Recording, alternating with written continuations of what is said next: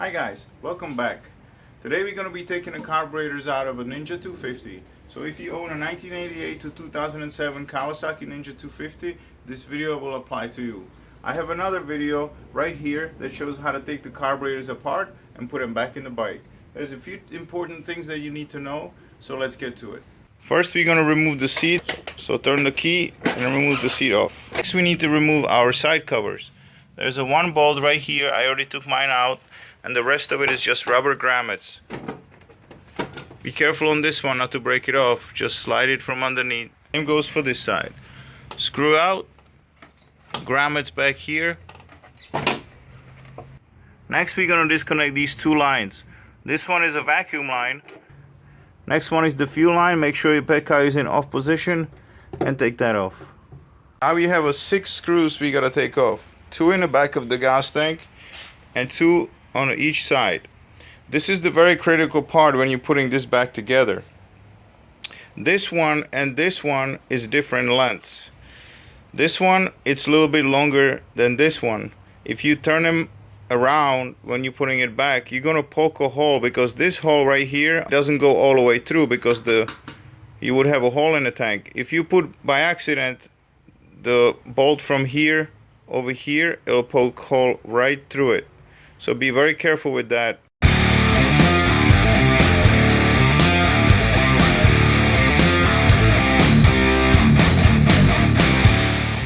So now you should be able to slide this gas tank right off the bike, just like that.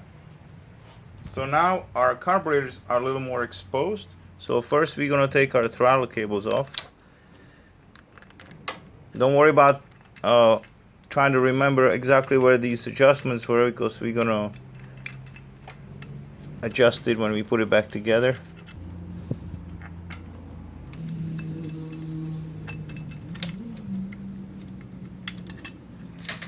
Okay, you can go ahead and pull these out of the way. Next we're going to do our choke cable. You can just pull it out of this mount and unhook it like so. Same thing with that one, just pull it out of the way. Next thing we want to do is remove these clamps on the intake manifolds. There's 2 clamps on each manifold, so we're going to take the screws out and get these clamps all the way off.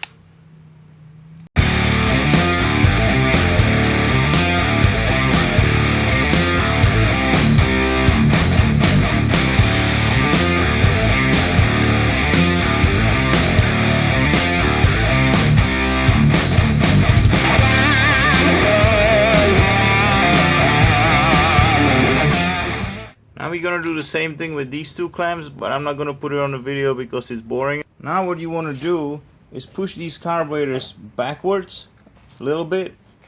It could be hard to do by hand, but as you see, it's not so bad here. And remove the intake manifolds out.